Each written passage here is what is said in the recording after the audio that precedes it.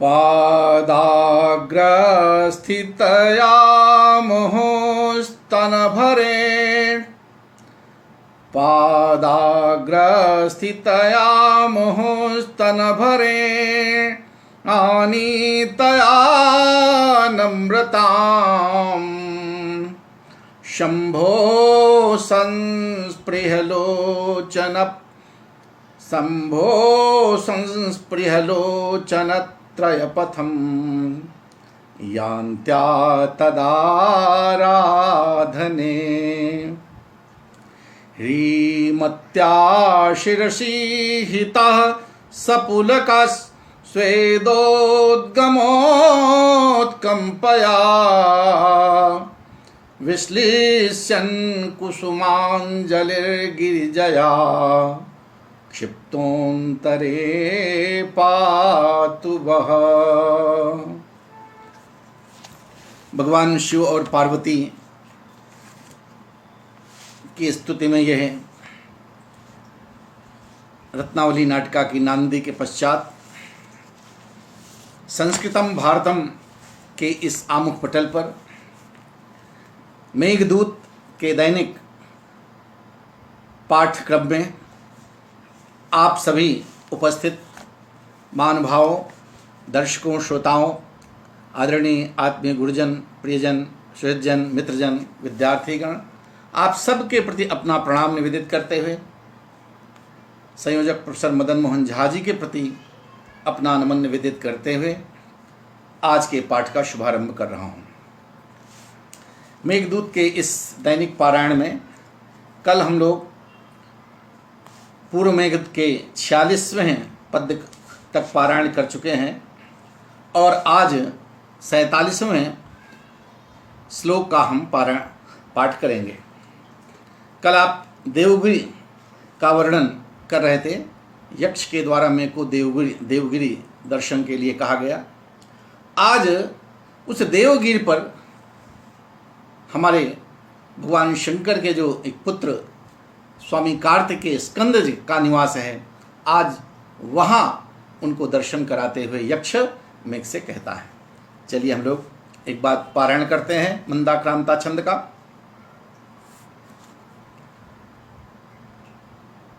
तत्र स्कंदं नियातवसतिं पुष्पमेघीकृतात्मा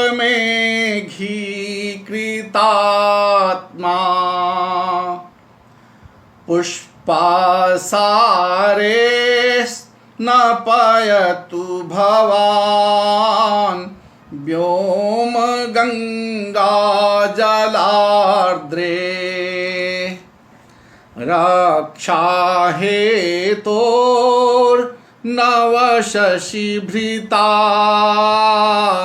वासवीनां च मूनाम् अत्यादित्यं हुतवह मुखे संभृतं तद्धितेजः। आज उस स्वामी कार्तिकेय स्कंद का दर्शन कराने के लिए यक्ष मेघ को प्रेरित कर रहा है और कहता है कि हे मेघ, उस देवगिरी पर्वत पर पहुंचने पर तत्र देवगिरी पर्वते देवगिरी पर्वत पर तत्र स्कंदम नियत वसतिम पुष्प मेघी कृतात्मा। मेघ को कहते हैं तुम अपनी जो वर्षा कर रहे हो वो वर्षा कैसी होगी? पुष्प मेघी कृतात्मा। तो पुष्प मेघी कृतात्मा भवान तत्र नियत वसतिम स्कंदम व्योम गंगा जलार्द्रैः पुष्पासारैः स्नपयतु स्नपयतु। उस देवगिरी पर उस देवगिरी पर्वत पर हे मेघ अपनी फूलों के बादल, वर्षा है जो तो उसको कैसे बना लेना, फूलों के बादल का रूप बनाकर क्योंकि तुम तो काम रूप मघोना नहीं कहा गया कि तुम इंद्र के तो तुम अपनी इच्छा अनुसार जैसा चाहो वैसा भी रूप परिवर्तित कर सकते हो। तो हे मेघ वो समय आ गया है कि जब तुमने बादलों को पुष्प के रूप में फूल बरसाने वाले बादल का रूप बनाकर तुम वहां पर उस देवगिरी पर्वत पर कब कैसे कहते नियत वसितम स्कंदम, नियत पर निश्चित रूप जो बराबर लगातार जो जहां निवास करते हैं, सदैव निवास करने वाले, हमेशा जो वहां वहीं रहते हैं, तो हमेशा नियत वसितम निवास सदैव ही निवास करने वाले स्कंदम, स्कंद स्वामी कार्तिकेय को, स्कंद को शिव के पुत्र जो स्वामी कार्तिकेय उनका स्कंद भी नाम है। इनकी कैसे जन्म हुआ है ये भी अभी आप जानेंगे। तो कहते फूल बरसाने वाले बादल का रूप बनाकर हे मेघ तुम उस देवगिरी पर्वत पर नित्य निवास करने वाले स्वामी कार्तिकेय को कैसे व्योम गंगा जलार्द्रैः पुष्पासारः स्नपयतु, तुम व्योम गंगा जो आकाश गंगा है उस आकाश गंगा के जल से आर्द्र हुए गीले हुए, आकाश गंगा के जल से भीगे हुए पुष्पों के आसार से, पुष्पों की बौछारों से, पुष्पों की झरी से स्नपयतु उनको स्नान कराना, उनको भिगोना। तो हे मेघ उस देवगिरी पर नियत रूप से नित्य निवास करने वाले स्वामी कार्तिकेय को तुम अपनी फूल बरसाने वाली, वैसे तो पानी बरसते हो लेकिन फूल बरसाने वाले बादल का रूप धारण कर आकाश गंगा के जल से भीगे हुए उन फूलों की बौछारों से उनको सराबोर करना, उनको स्नान कराना, उनको तब बिल्कुल भिगो देना, स्नान करा देना। अब वो स्वामी कार्तिकेय हैं कैसे हैं, कहते रक्षा हेतुर ही तत् वस्तुतः तत् बने वो रक्षा हेतुर निश्चित रूप से तत् ही उस समय क्या होगा भिगो देना। वो कार्तिकेय कैसे हैं, रक्षा हेतु वासवी नाम चमूनाम रक्षा हेतु हो नव शशि भृता हुत वह मुखे संवृतम अत्यादित्यम तेजः। वो स्कंद स्वामी कार्तिकेय हैं कैसे, कहते हैं कि वो वासवी नाम इंद्र की जो सेनाएं हैं, चमुना इंद्र की सेनाओं के रक्षा हेतु, रक्षा के लिए, इंद्र की सेनाओं को बचाने के लिए, उनको उनकी रक्षा करने के लिए नव शशि भृता, नव माने अभिनव ताज नए, नवीन चंद्रमा को, शशि को, चंद्रमा को धारण करने वाले कौन, भगवान शिव जी। तो नवीन चंद्रमा को धारण करने वाले शिव जी के द्वारा कहा हुत वह मुखे अग्नि, हुत वह अग्नि के मुख में, अग्नि के मुख में संभृतम उनमें डाला हुआ, संचितम शिव के द्वारा, कैसे शिव अभिनव नवीन चंद्रमा धारण करने वाले शिव जी के द्वारा अग्नि के मुख में डाला गया, प्रविष्ट कराया गया।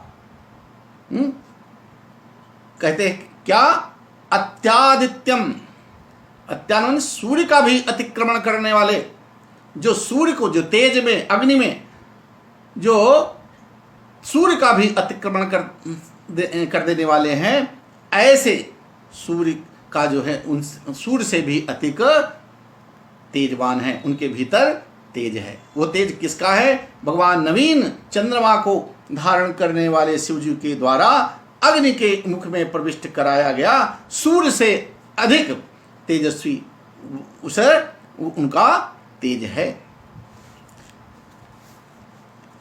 कारण क्या है? स्कंद का जन्म कैसे हुआ उसके विषय में कहा जाता है कि शिव जी के गणेश जी भी पुत्र हैं, और इनका भी जन्म कैसे हुआ उस संदर्भ में बताते हैं। तारकासुर के विनाश के लिए देवताओं ने जब शिव जी से याचना की, प्रार्थना की, तो शिव जी ने अग्नि के मुख में अपने वीर को प्रविष्ट कराया, और वो इतना तीव्र था, वो इतना तेज था कि अग्नि भी उसको जब सहन नहीं कर सका तो उसने गंगा में डाल दिया। और गंगा भी जब उसको नहीं सह सकी तो उसको कहते हैं सरकंडो, सरपताई जिसे होती है, सरपतों के बीच में डाल दिया। सरकंडा जिसको कहते हैं सरपत, वहां फेंक दिया। तो कहते हैं उस जब सरपत में फेंक दिया तो जहां उसे 6, जो स्वामी कार्तिकेय के जन्म की कथा है उसमें 6 कृतिकाओं ने उन्हें उसको भक्षण कर लिया, खा लिया, और उनसे 6 पुत्र जन्मे, और उन 6 पुत्रों का ही जो समन्वित एकत्रित जो नाम है उसको स्कंद कहा गया। तो वो 6 कृतिकाएं कौन कौन थे? स्कंद, कुमार, सेनानी, अग्निभू और स्वामी कार्तिकेय। तो स्कंद इनका सामूहिक नाम कहा गया। तो इस प्रकार से स्वामी कार्तिकेय का जन्म माना गया। तो ऐसे तो चूंकि सूर्य का, भगवान शंकर का वो तेज अग्नि को मिला, अग्नि से भी वो तेज रहा होगा, अग्नि ने उसको गंगा को दिया, गंगा ने उसको, वो भी नहीं उसको सहन कर सकी, उसको सरपतों के बीच में छोड़ दिया, और वहां से 6 कृतिकाओं ने उसको खाया, जिसके कारण ऐसे इस स्कंद का नामकरण और उनका जन्म होता है। तो वही वो कथा बता रहा है, तत्र स्कंदम, उस देवगिरि पर हे मेघो पुष्प मेघी कृतात्मा, फूल बरसाने वाले बादल का रूप धारण कर तुम उस देवगिरि पर नित्य निवास करने वाले स्वामी स्कंद अर्थात भगवान स्वामी कार्तिकेय को व्योम गंगा, आकाश गंगा के जल से आर्द्र हुए, भीगे हुए, गीले हुए पुष्पों की बौछार से, पुष्पों की वृष्टि से, पुष्पों की बौछार से उनको लथपथ करना, भिगो देना, स्नान करा देना। वो स्वामी का तत् ही वो वस्तुतः वो स्वामी कार्तिकेय किस लिए वहां है? कहते हैं वासवी नाम चमू नाम रक्षा हेतु, वासवी नाम इंद्र की सेनाओं की रक्षा के लिए, नव शशिभृता, इंद्र की सेनाओं के लिए नवीन चंद्रमा को धारण करने वाले भगवान शिव के द्वारा हुतवह मुखे, अग्नि के मुख में प्रविष्ट कराए गए हैं। वो कैसे हैं? अत्यादित्यम, वो सूर्य से भी अधिक तेज को धारण करने वाले हैं, सूर्य से भी अधिक तेजवान है, उनका तेज सूर्य से भी अधिक है। ऐसे स्वामी कार्तिकेय को फूलों की वर्षा के द्वारा उनको अभिसिंचित करना। अब देवगिरि का वर्णन करने के पश्चात अब आगे कह रहे हैं, ज्योतिर्लेखा वालाई गलितम यास्य बर्हं भवानी पुत्र प्रेम्णा कुवलय दला प्रापि कर्णे करोति धौतापांगम हर्षशिरुचा पावके स्तम मयूरम पश्चादाद्रिग्राहण गुरुभिर्गर्जितैर्नर्तयेथा। अब कहते हैं ज्योतिर्लेखावलयस्य गलितम। अब तुम देखिए मयूर को अब स्वामी कार्तिकेय को मयूर का पंख बड़ा प्रिय है। मयूर का पंख होता कैसे है, आप उस पर थोड़ा दृष्टिपात कर लें। मयूर का पंख कितना आकर्षक होता है, उसमें कितनी कोमल मुलायम उसकी जो है उसके पंख होते हैं। और उस पंखों को हाथ में लेकर उसमें जो चंदोवा बना होता है बीच का, अगल बगल उसका जो नीला दृश्य होता है वो कितना सुंदर होता है। तो उस मयूर के पिच्छ को, मयूर पंख को तुम धारण करके कैसे उसके लिए कहते हैं ज्योतिर्लेखा वलय यस्य गलितम बरहम। अरे यस्य बने जिस मयूर का, मयूर के लिए सारे प्रसंग आएंगे कि यस्य जिसके ज्योतिर्लेखा वलय गलितम, बीच में ज्योति, जिसके तेज की ज्योति तेज की रेखाएं जो उसमें होती हैं, कैसे कांतिमय तेज की रेखाओं के वलय से लेखा वलय मंडल, गोलाकार जो उसकी चंदोवा आकृति होती है, चंद्राकार। तो कहते हैं उस ज्योतिष कांतिमय तेजोमय, तेज से कांति से सुशोभित होते हुए कांतिमयी रेखाओं के गोलाकार मंडलाकार गोले से युक्त। तो कांतिमयी रेखाओं के गोले से युक्त।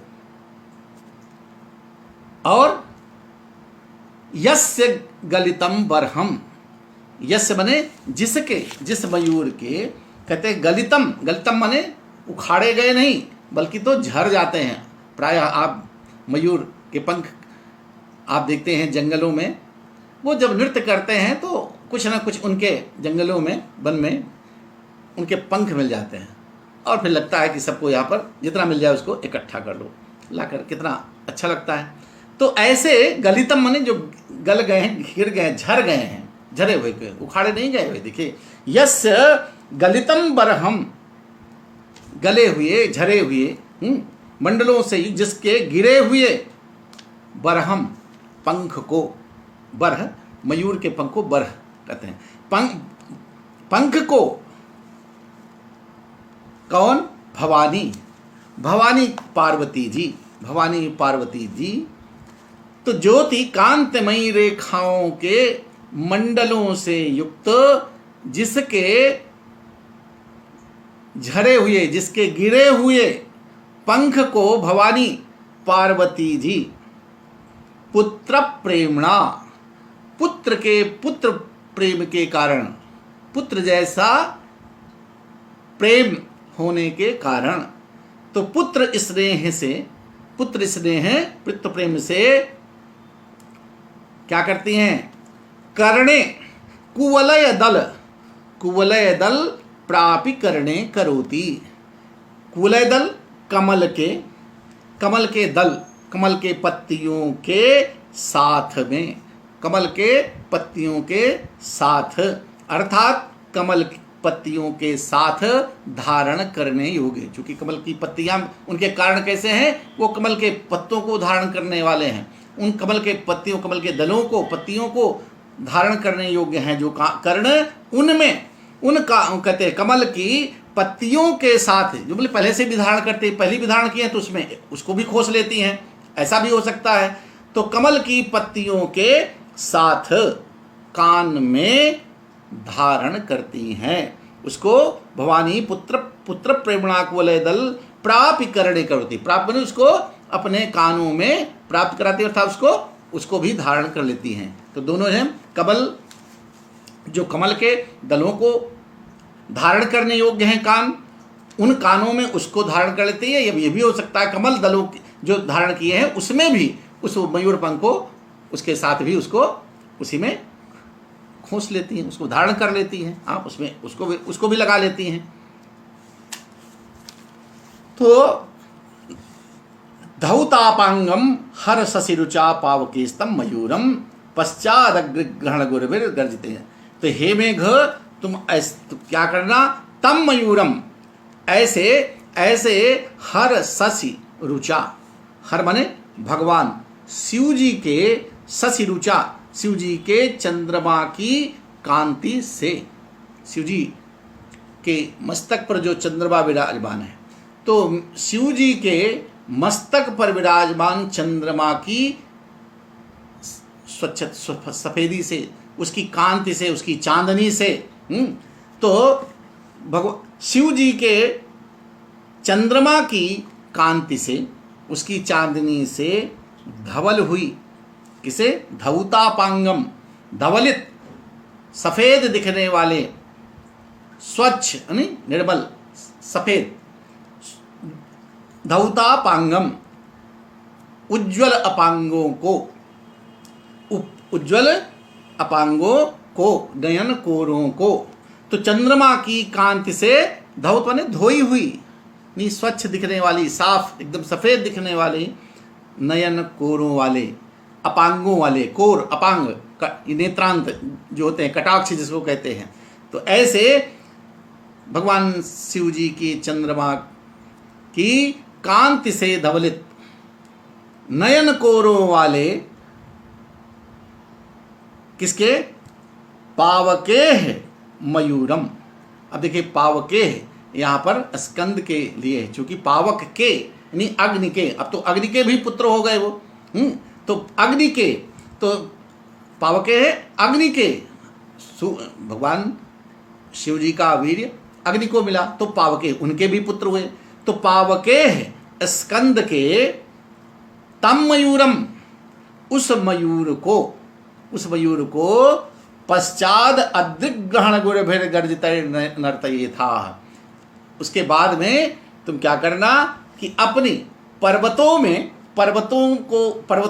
में ग्रहण की जाने वाली, पर्वतों के द्वारा उसको जो ग्रहण की जा रही है, जो गर्जना तुम कर रहे हो, जो पर्वत के भीतर प्रवेश करके और अधिक प्रतिध्वनित हो जाती है, तो पर्वतों के भीतर जाने पर और भी अधिक उस प्रतिध्वनित होती हुई और भी अधिक गर्जना करने वाली, ऐसे तो कहते हैं पर्वत में प्रतिध्वनित होने से, पर्वतों के भीतर प्रवेश करने से और भी अधिक प्रतिध्वनित होने के कारण अपने गर्जनों से, गर्जिताई अपने गर्जन, तुम गर्जोगे, तुम्हारी गर्जना उस पर्वत के भीतर जब प्रवेश करेगी, टकराएगी, तो और उसकी गर्जना बढ़ेगी। तो ऐसी अपनी तीव्र गर्जना के साथ उस पर्वत के साथ भी प्रतिध्वनित होती हुई गर्जना करके क्या करना, उस मयूर को नर्तये था, उस देवगिर पर्वत पर उसको भी तुम नचाना। तो यहाँ मुख्य वाक्य है कि हे मेघ, उस देवगिर पर्वत पर उस मयूर को तुम बढ़िया अपनी गर्जना के साथ, उस गर्जना में पर्वत की गर्जना को और भी प्रतिध्वनित होने वाली, और गर्जना को थोड़ा दुगनी करके और तीव्रगत करके, तीव्र ध्वनि वाली बना करके तुम उसको नृत्य कराना, नचाना वहीं पर। अब वो मयूर कैसा है, उसके विशेषण आपने देखा कि उस मयूर पंख कैसा है, कहते हैं कांतिमय, ज्योतिर्लेखा वलय। तो कांतिमयी, तेजों से युक्त, तेजवान, रेखाओं के गोलाकार से, मंडलों से युक्त, जिसके झड़े हुए, गिरे हुए पंख को, उस मयूर की बात ही हो रही है, वह मयूर जो जिसके तेज की रेखाओं के मंडलों से, गोले से युक्त, जिसके गिरे हुए पंखों, झरे हुए पंख को पार्वती जी पुत्र स्नेहवश अपने कमल की पत्तियों के साथ अपने कानों में धारण करती हैं। एक विशेषण हो गया। और फिर शिव जी के, अब वो सफेद कहते हैं, उसके कोर के हैं, कटाक्ष के हैं, नेत्रांत कैसे हैं, तो कहते हैं वो जैसे शिव जी के एकदम शिव जी की चंद्रमा की कांति से, शिव जी के चंद्रमा के कांति से उनकी धवलित यानी एकदम सफ़ेद दिखाई पड़ने वाली, उनके नयन कोरों वाले स्कंद के पावके बने, अब स्कंद के उस मयूर को, दूसरा विशेषण हो गया। पश्चात बाद में मतलब उसको पर्वत में प्रतिध्वनित होने से बढ़े हुए, और जो तुम्हारी गर्जना होगी वो पर्वत के साथ, पर्वतों के गुफाओं में, पर्वतों के उनके बीच से और अधिक प्रतिध्वनित होकर के तीव्र गर्जन के साथ अपने उसको नचाना, नृत्य कराना। ये भी एक अलग दृश्य होता है बरसात में और बारिश में। मयूर जब मेघों को देखते हैं या बारिश हो जाती है या उसके पहले, तो उनका नृत्य देखते ही बनता है। तो कालिदास उस दृश्य को भी छोड़ते नहीं हैं।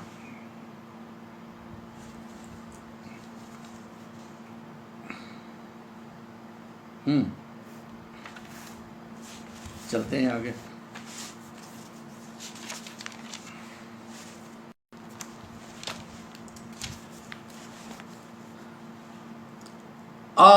आराध्यैनं शरवणभवं देवमुल्लङ्घिताध्वा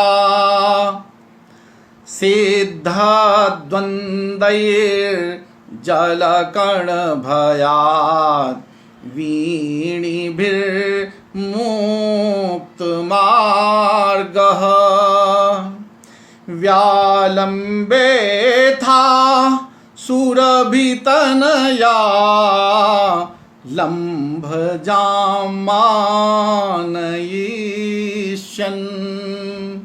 श्रोतो मूर्त्या भुवि परिणतां रन्ति देवास्य कीर्तिम्। अब देवगिरि के बाद चर्मणवती नदी का प्रसंग आता है। चर्मणवती नदी आजकल जिसे हम लोग चंबल नदी कहते हैं, उस चंबल नदी का वर्णन करते हैं। वो चंबल नदी कैसे बनी, चर्मणवती से वो चंबल, आज हो गई चंबल घाटी बहुत प्रसिद्ध है, तो वो उसका नाम चर्मणवती है। अब उसका नाम चर्मणवती कैसे पड़ा उसको भी अभी आप जानेंगे। तो उस कहते हैं आराध्येनम शरवण भवम। अब देखिए ये भी कथा भी आपने कार्तिकेय की सुना कि भगवान सूर्य के तेज को, वीर को अग्नि में प्रवेश कराया गया। अग्नि उसको सहन नहीं कर से गंगा जी को दिया गया, गंगा जी भी नहीं उसको प्रवेश सहन कर पाई तो सरकिंडों में उसको फेंक दिया, सरपतों के बीच में भेज दिया। तो उनका एक नाम ये है, कहते हैं कि आराध्येनम शरवण भवम। कहते सरपतों से, सरकिंडे से जिनकी उत्पत्ति हुई है, ऐसे शरवण भवम, तो सरकंडों से जन्म लेने वाले। अब इनकी तो सरकंडों से आराध्य एनम शरवण भयम देवमुल्लंघिताध्वा। तो एनम कम स्कंदम, स्वामी कार्तिकेय।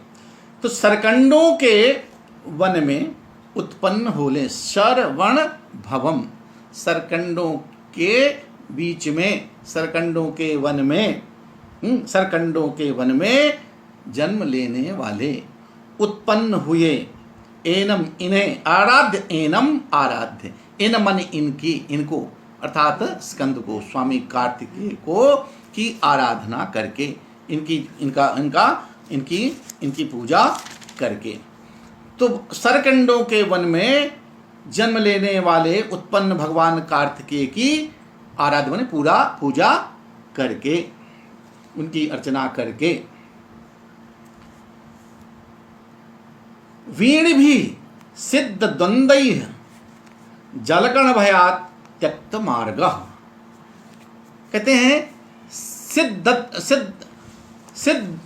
द्वंद्वैर, कहते सिद्ध द्वंद्व, सिद्ध दंपतियों के द्वारा, सिद्ध दंपतियों द्वारा जल कण भयाद, कैसे, उनका विशेषण एक है वीण भिस, वीणा को धारण करने वाले, वीणा बजाने में जो बड़े पारंगत हैं ऐसे, तो वीणाधारी सिद्ध दंपतियों के द्वारा जल कण भयाद, जल बिंदुओं के भय से, जल बिंदुओं के भय से, क्यों कि वीणा की तारें कहीं गीली न हो जाएं, वो भी न भीग जाएं, वीणा न कहीं भीग जाए, इस भय से वो क्या करेंगे, तो वीणा धारण करने वाले सिद्ध दंपतियों के द्वारा जल कण भयात, जल बिंदुओं के भय से, अर्थात वीणा भीग जाने के भय से क्या करते हुए, त्यक्त मार्गः, मार्ग को छोड़ देने वाले, मार्ग को छोड़ देने पर, मार्ग को छोड़ देने पर, यानी जिस रास्ते पे जा रहे होंगे, कहते हैं मार्ग छोड़ देने पर, उस मार्ग से हट करके फिर क्या करना, आगे उल्लंघिताध्वा, कुछ आगे बढ़ करके, कुछ इधर उधर दूसरा मार्ग बदल करके, तो ऐसे, तो कुछ दूर जाकर तुम, कुछ दूर इधर उधर से हट करके जा करके, तो मार्ग को छोड़कर कुछ और आगे बढ़ जाने पर, कुछ और आगे जाने पर सुरभितनया लंबजाम मानयिष्यन्। अब ये थोड़ा से यहाँ पर एक प्रसंग आता है कि कहते हैं गवालंभ यज्ञ से, पहले अर्थ देख लीजिए फिर इसको बता देते हैं। यहाँ कि आगे थोड़ा से उसके और आगे बढ़ने पर सुरभितनया लंबजाम, सुरभितनया कहते हैं गवालंभ, इसको कहते हैं गवालंभ नामक यज्ञ से उत्पन्न।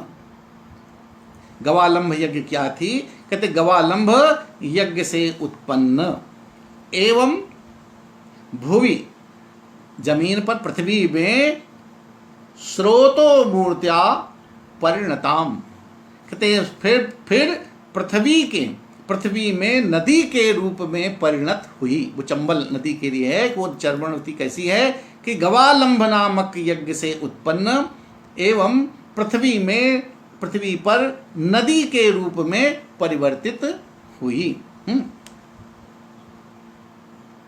किसकी, भुवि रंतिदेवस्य कीर्तिम, राजा रंतिदेव की कीर्ति, राजा रंतिदेव के द्वारा जो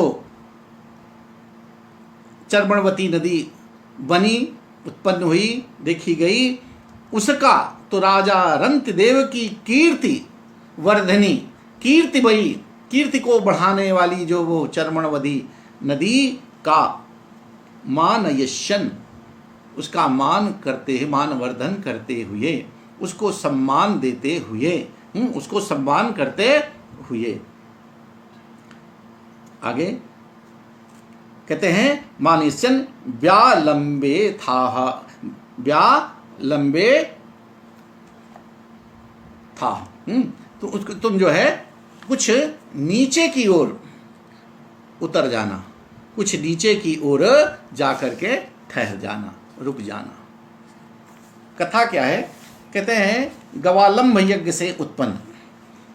कथा ये है कि प्राचीन युग में गवालंभ यज्ञ होता था, एक यज्ञ होती थी जिसमें, अब ये कथा आज के सामयिक कथन में बहुत थोड़ा से विपरीत लग रही है, और इसीलिए उसको गवालंभ, उसको सीधे सीधे न कह करके गवालंभ यज्ञ के रूप में यहाँ पर कालिदास, तो कालिदास के लिए कालिदास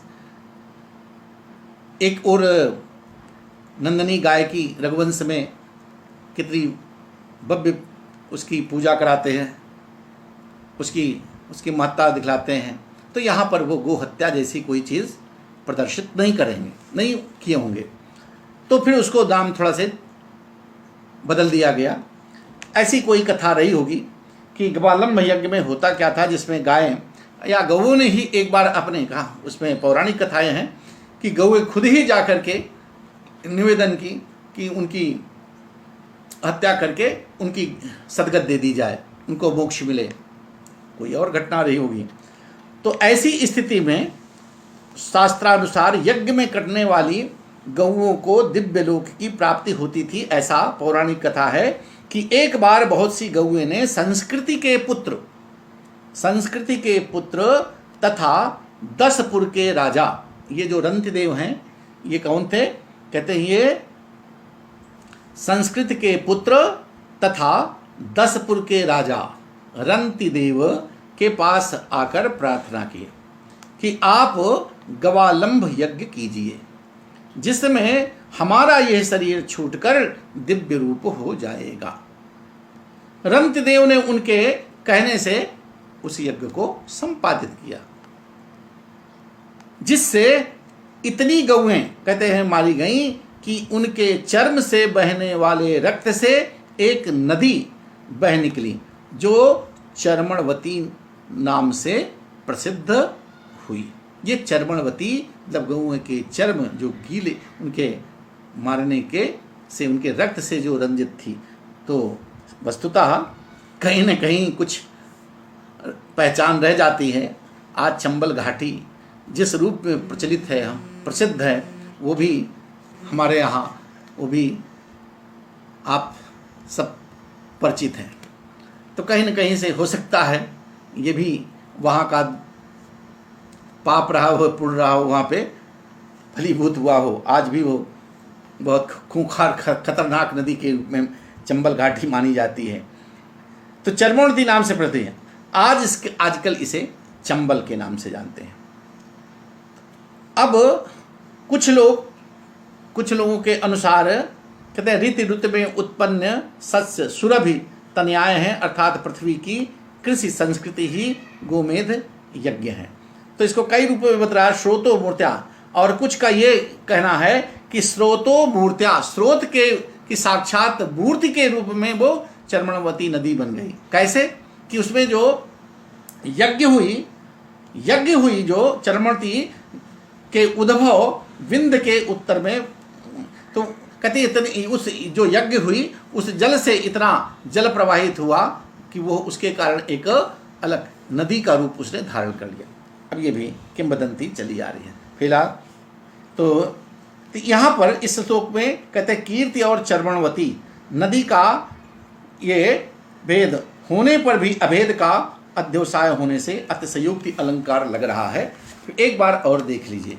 तो ऐसे आराध्येनम शरवण भवम देव मुल्लंघ युत्वा, तो सरकंडों के वन में सर एवं सरवण भवन, सरकंडों के वन में उत्पन्न होने वाले इन देव स्कंद की आराध्य माने आराधना करके।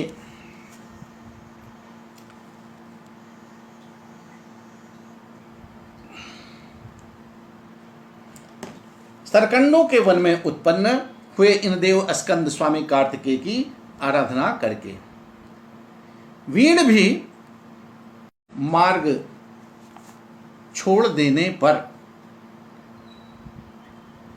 फिर कुछ आगे बढ़ने पर, मार्ग छोड़ देने पर त्यक्त मार्गा उल्लंघिताध्वा, और कुछ आगे बढ़ने पर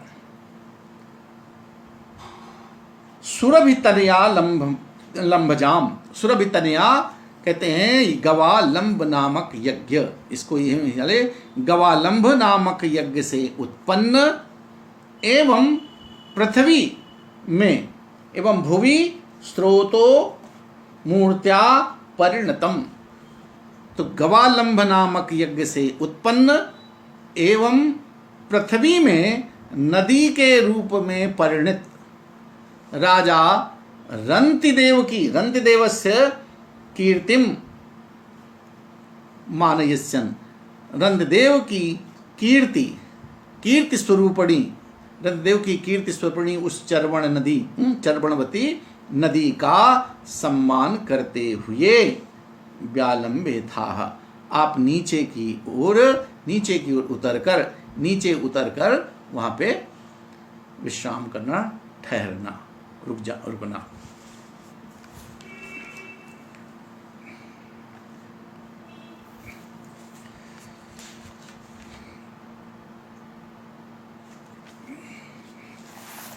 अब आगे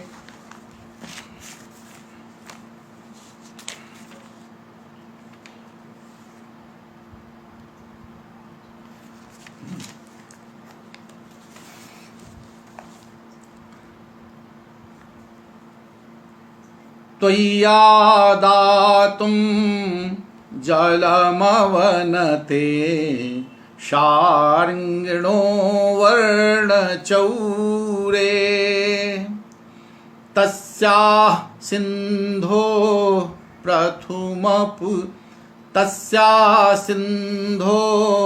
पृथुमपि तनुं दूर्भावात् प्रवाहम् प्रेक्षिष्यन्ते गगनगतयो नूनुमावर्जदृष्टि एकं मोक्ता गुणमिव भुवः स्थूलमध्येन्द्रनीलम्। अब कहते चर्वणवती नदी में जब उतरोगे तो वहाँ तुम जो है चर्वणवती में उतरने वाले मेघ की शोभा का वर्णन कर रहे हैं। उस मेघ जब उतरने लगा, कहा कि नीचे उतरकर तुम ठहरना, तो जब नीचे उतरता हुआ मेघ आएगा तो उसकी शोभा कैसे होगी, इस दृश्य का एक वर्णन कालिदास यहाँ पे कर रहे हैं। कहते हैं क्या, त्वय्यादातुं जलमवनते सारंगिणो वर्णचौरे। सारंगिण कहते हैं भगवान कृष्ण को, सारंगिण भगवान कृष्ण को यहाँ पर कहा गया है।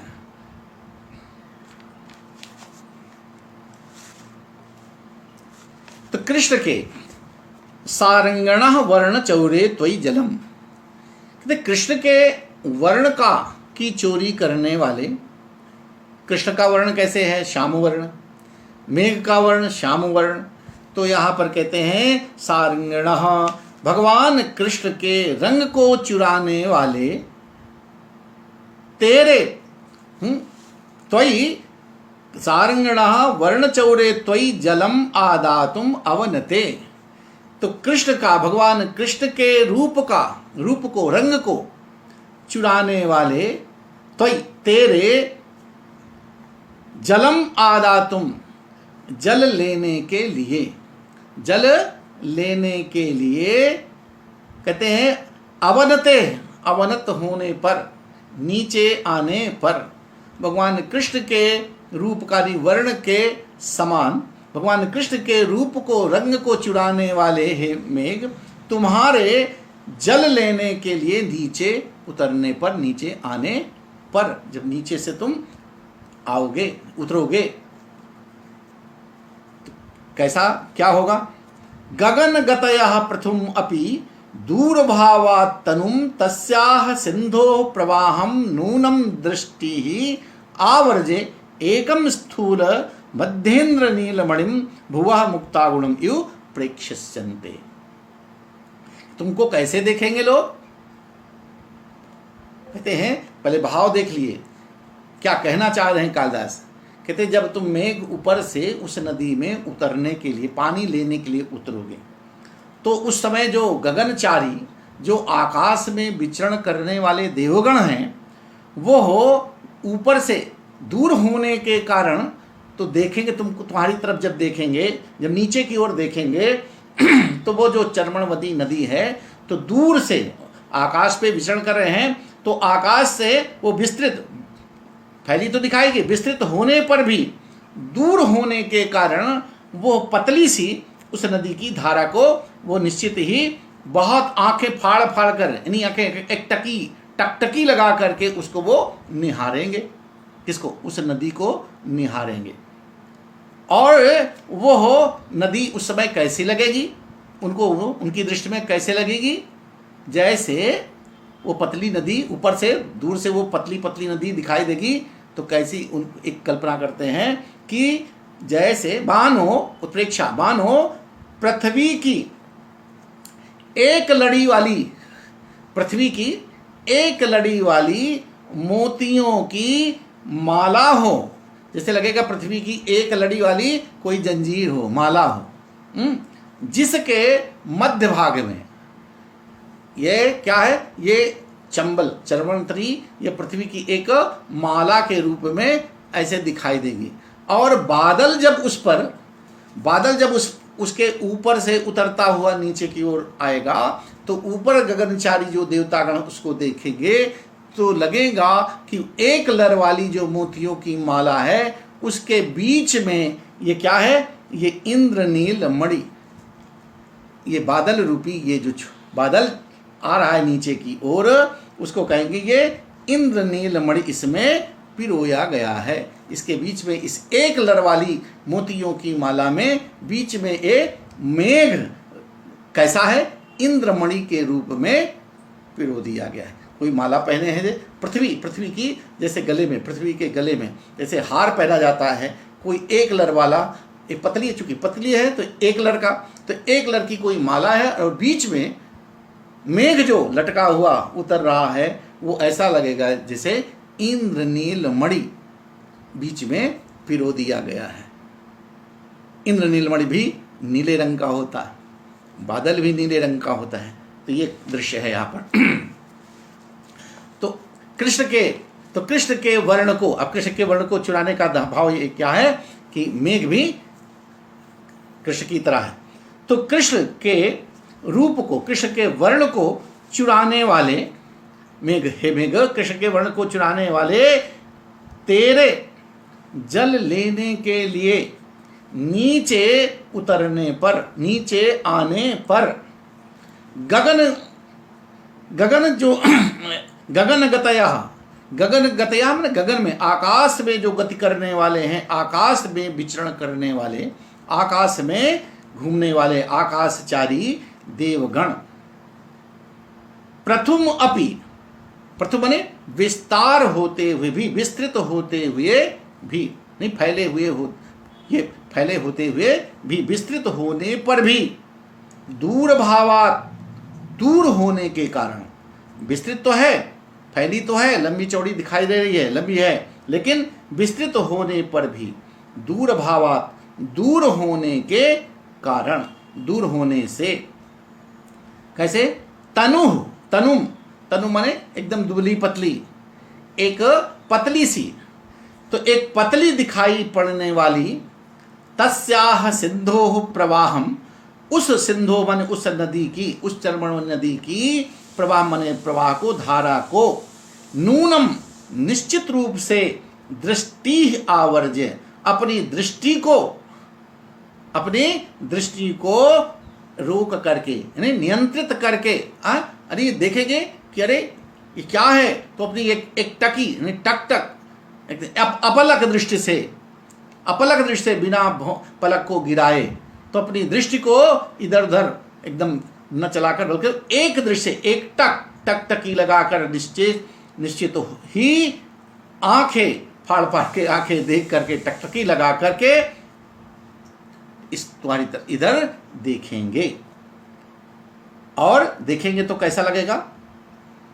स्थूल एकम स्थूल मध्येन्द्र इन मणिभुवः मुक्ता गुणम इव प्रेक्ष्यन्ते। देखेंगे तो ऐसा लगेगा मानो पृथ्वी के गले में एक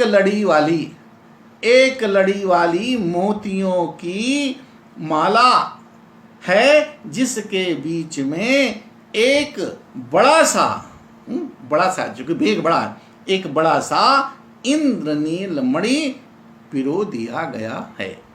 मेघ को देखकर कहते हैं कि उसको वो देखेंगे, टकटकी लगाकर उसको दूर से ऊपर रहेंगे, विचरण करेंगे, तो विस्तृत होते हुए भी दूर होने के कारण उसको अत्यंत दुबली पतली देखते हुए, पतली उस नदी की पतली पतली धारा को देखते हुए वो टकटकी लगा करके उसको देखेंगे, एक दृष्टि और उसको देखेंगे कि ये मानो पृथ्वी की एक लड़ी वाली मोतियों की माला है, जिसके बीच में वो मेघ रूपी एक बड़ा इंद्रनील मणि पिरो दिया गया है।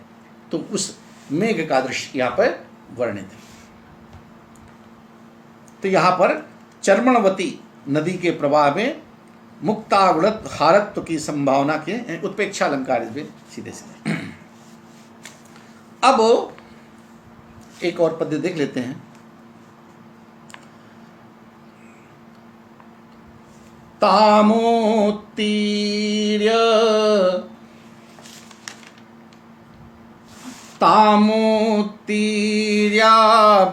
व्रज परिचत, तामोत्तीर्य व्रज परिचिता भ्रूलता विभ्रमाणाम्, पक्ष्मोक्षेपादुपरि विलसत् कृष्णसारप्रभाणाम्,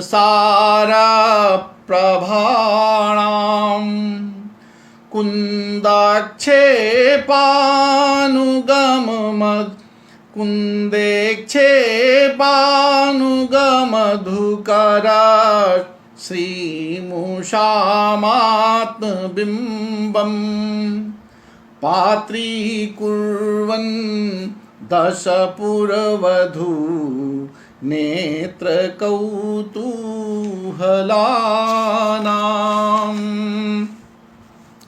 ताम, अब कहते हैं उस चर्मणवती नदी को पार करके, ताम उत्तीर्य व्रज परिचित भ्रूलता विभ्रमाणाम, पक्ष्मोक्षेपादुपरि विलसत कृष्ण सार प्रभाणाम, कुंदक्षेपानुगम मधुकर श्री मुषामात्मबिंबम, पात्री कुर्वन् दशपुरवधू नेत्र कौतूहलानाम।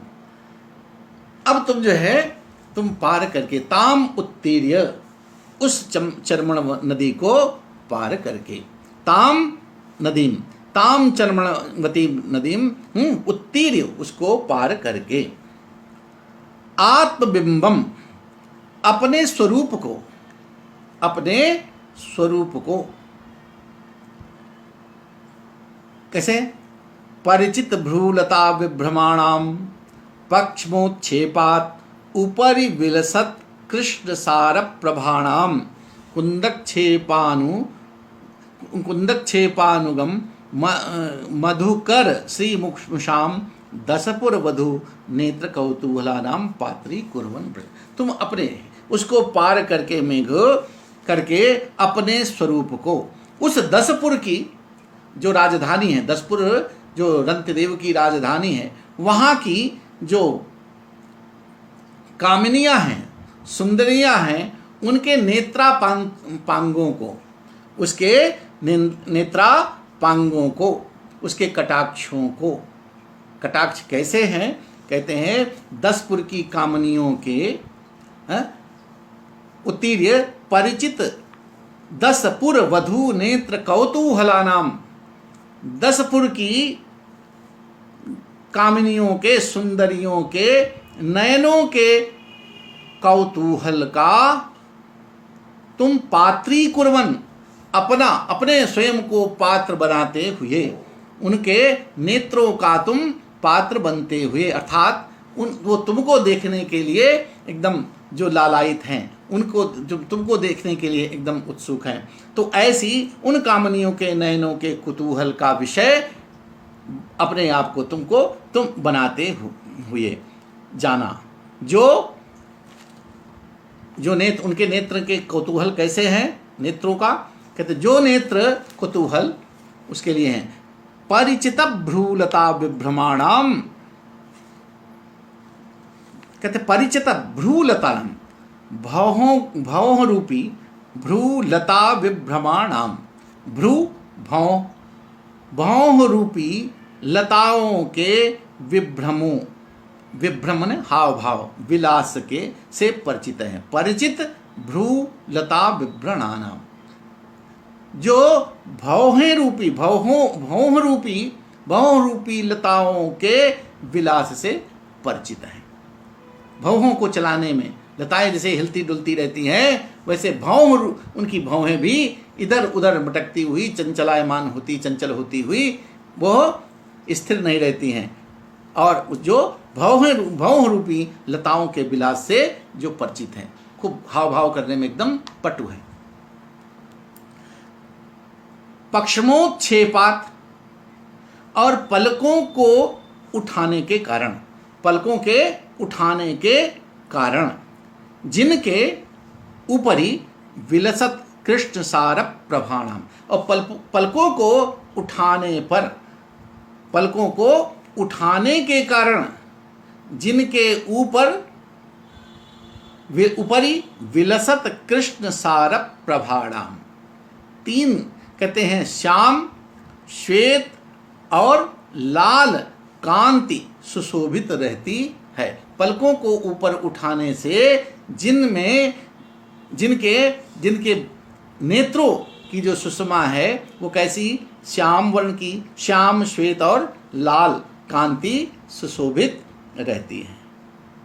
और जो कुंद छेपानुगम, जो कुंद पुष्पों के हिलने के पीछे, कुंद छेपानुग मधुकर श्रीमुखम, कुंद छेपानुग कहते कुंद पुष्पों के हिलने के पीछे, कुंद पुष्प हिलते हैं, कुंद पुष्प हिलते हैं, तो उसी के साथ साथ कहते हैं वहां पर जो मधुकर बैठे हैं, तो कुंद पुष्पों के हिलने के पीछे उसी के साथ साथ हिलने वाले भ्रमरों की कांति को चुराने वाले हैं। कौन? उन जो वहाँ की 10 पुर की नेत्रों सुंदरियों के जो नयनों का जो कुतूहल है, वो उस चरमण उन्नति को उसको क्या करेंगे, उस नदी को पार करके अपने स्वरूप को भौहों रूपी लताओं के विलास से परिचित, पलकों के उठाने से ऊपर श्वेत एवं श्याम कांत से सुशोभित। यहाँ लाल वर्ण को छोड़ा गया क्योंकि सुंदरियों का जो आंखों की शोभा है वो श्वेत और श्याम वर्ण की है। पलकें जब उठाती हैं तो इनका जो काला भाग और श्वेत भाग, तो ये दो रंग सुंदर माने जाते हैं। तो लाल वर्ण को यहाँ पर उचित नहीं कहा गया है, तो कहते हैं उसको पलकों के उठाने से ऊपर श्वेत एवं श्याम कांति से सुशोभित। पक्षमोच्छेपाद ऊपर विलसत कृष्ण सार प्रभा नाम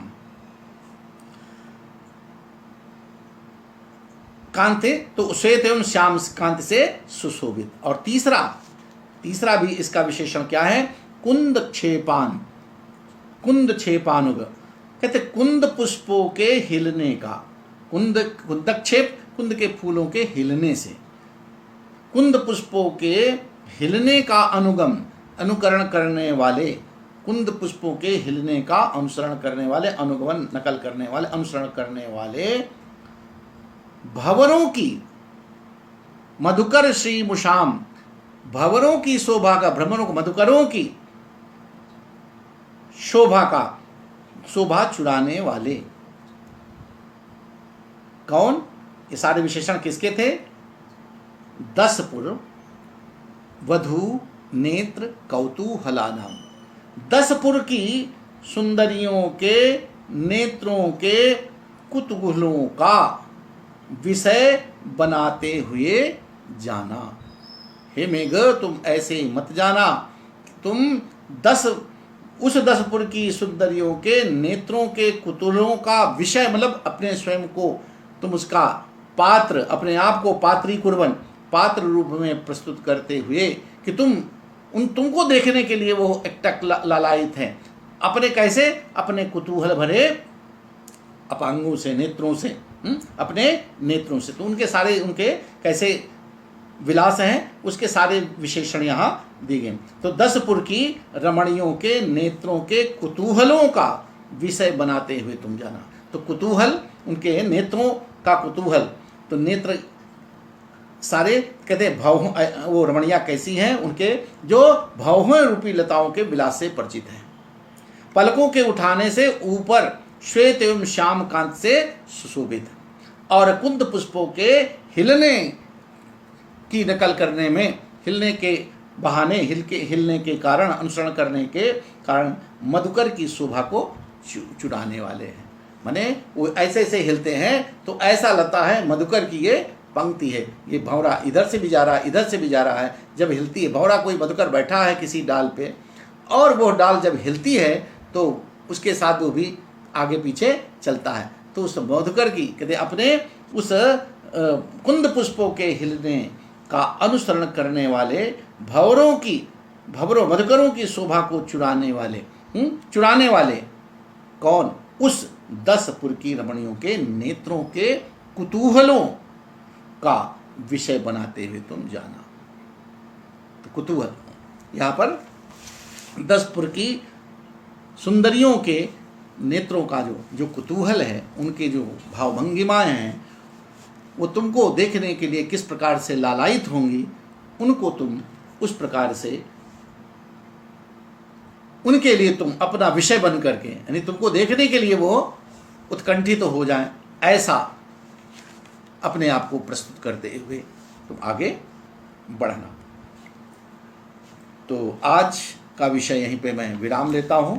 अब कल से हम लोग कुरुक्षेत्र की ओर प्रस्थान करेंगे। ब्रह्मावर्त कुरुक्षेत्र का वर्णन कल मिलेगा। तो आज का पाठ यहीं पर विराम होता है। आप सभी हमारे संस्कृतम भारतम के इस आमुख पटल पर प्रोफेसर मदन मोहन झा जी आप दर्शन दे रहे हैं, आपको बहुत बहुत प्रणाम। आप सभी दर्शकों, श्रोताओं, बंधुओं को सबको बहुत बहुत आभार, धन्यवाद। कल मिलते हैं।